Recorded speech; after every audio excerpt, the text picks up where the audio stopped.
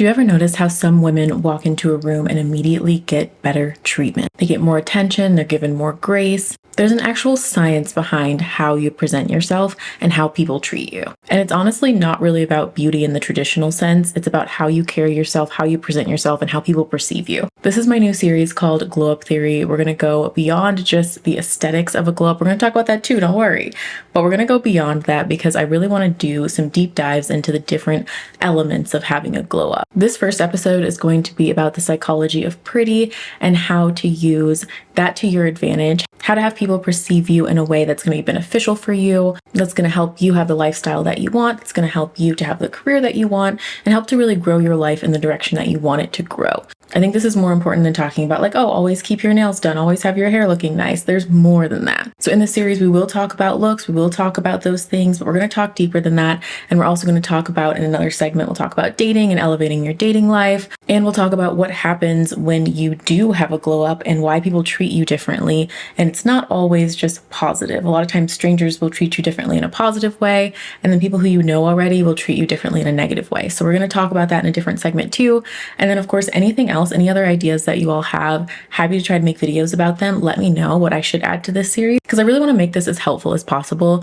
I don't like to just say that I've learned these things on my own throughout my life because that's just not true. I have learned quite a few of these things throughout my life, yes. However, I know a lot of these things from consuming a ton of content about this topic, from talking to my friends who deal with these things. I've talked to so many different people and I've gathered so much different information. This is a topic that I've thoroughly researched. So I want to share as much information as possible. And if there's a specific topic that you want me to talk about, let me know. But for today, we're going to get into the psychology of pretty. We can't talk about the psychology of being pretty without talking about the halo effect. It is a cognitive bias where we assume people who are attractive have other good qualities too. So you'd perceive them as smarter, kinder, more competent, for example. And this is backed by science because studies show that people who are more attractive are more likely to be hired, they're more likely to be given the promotion, they're more likely to be listened to, and they're more likely to be forgiven in a situation where they've done something wrong.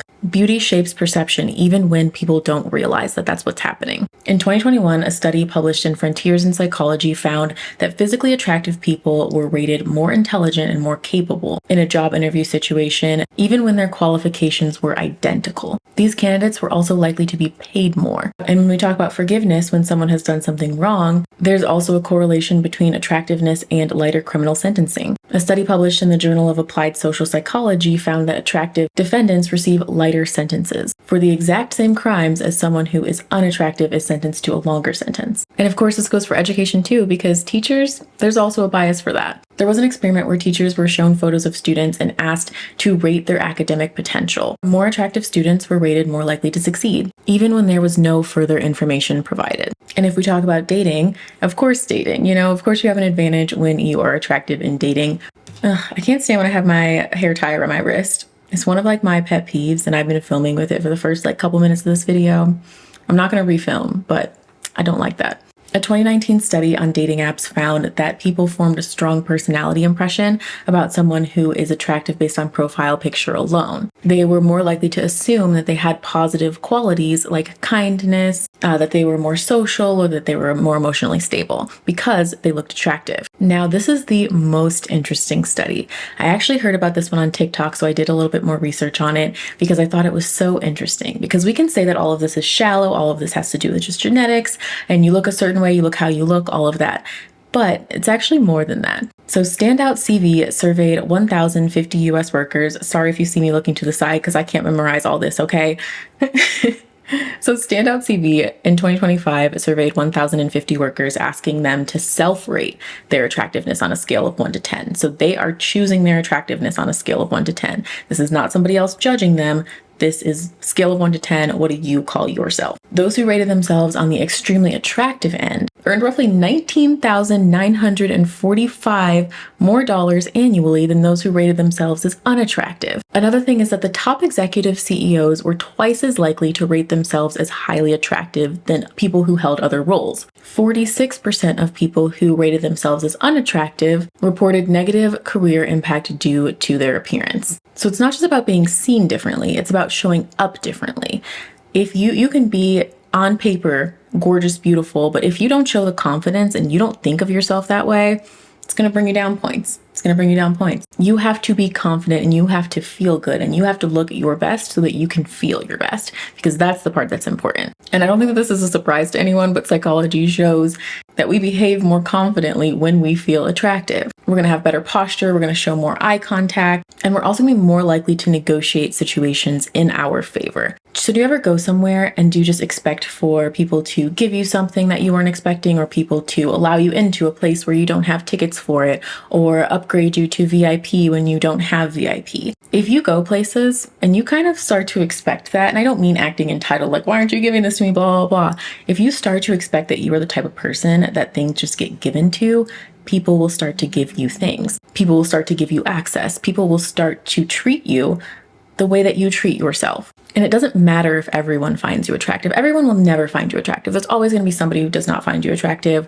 And it's not about the more people that find you attractive. A lot of it is going to be internally, how you feel about yourself and what you portray on the outside. If you feel ugly, you're going to be more likely to shrink yourself. You're going to be more likely to walk with your head down. You're going to be more likely to walk with your shoulders hunched over. You're more likely to accept negativity from people. You're going to accept the bare minimum because you feel like that's what you deserve. You feeling ugly will show outwardly in your personality. I want to talk about some practical tips to really use the psychology of pretty to your advantage, some things that you can do on the daily basis. These are pretty easy too, things that you can start today. I try not to give the same tips that everybody gives. Like I said, I'm not going to say just always keep your nails done, always look good, always look nice, do your makeup, whatever. Because yes, you should be doing those things because they help to elevate your level of attractiveness, which is going to help you in life. But I feel like giving people things that they can actually do that feel small, but like you can start doing them and they don't require extra money, is a little bit easier because then you can start right away. So the first thing I would say is when you're about to leave the house, you're grabbing your keys, you're doing everything,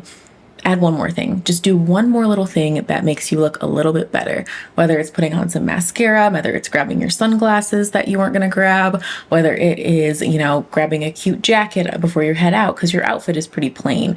Maybe switching out your shoes, something that is like, a flat shoe for a little heel. Something that doesn't have to be a huge change in your life, but takes a couple minutes in the morning right before you leave the house, or in the afternoon right before you go run errands. Something that just makes you look a little bit better on the way out. Add some earrings, throw on something a little bit different, throw on a necklace, something, just one more thing to add to the look that you have that day. I am going to say one that's like very, very talked about all the time. Go to the gym. There's no reason for you not to go. Even if you feel like you are, you look good out on the outside, you can always be stronger. Being stronger is helpful in every aspect of life. I remember before I started going to the gym, and this has nothing to do with looks. This has to do with being a functioning human. Before I started going to the gym and doing any real physical activity, I just thought that I just didn't have upper body strength. And now I can lift so many things. Like if my husband's not home and I need to carry the boxes of soda water into the house, easy. I can do that easy now. Lift them up. Let's go. Before, I felt like I didn't have any upper body strength. Now I can lift so much stuff. It's just an added level of confidence. There's so many things that you can do because you have extra strength. So you shouldn't just be going for looks. You should be going to the gym. This is important. You should at least be walking if you don't have access to a gym. As long as you are physically capable of it, there should be no excuse as to why you're not doing 10,000 steps a day. I live in Arizona. It's the middle of the summer. We're still getting 10,000 steps a day in. There shouldn't be an excuse. And I don't walk on the treadmill because I don't like to. So if I can do it and it's over 100 degrees outside, no excuses. Plan your outfits in advance. I made a full video about this, so I won't go into too much detail on this one, but plan your outfits in advance. This video is talking about how to use Freeform in order to do that. It is the best digital closet, and it's not a digital closet app. That's not what it's meant for. It comes with your phone. It's already on your phone. You don't have to download anything new if you have an iPhone. It's already on your phone. I'm just going to show you how to use it. So I will link that video. That way you can go check it out. It is one of the best things that I have done because I can plan my outfits ahead of time. I don't get stressed about anything. It's very, very easy. This next one, I want you to pay attention to what you do when you first enter a room. There is this moment when you first enter a room where people first look at you and see you. What do you feel in this moment?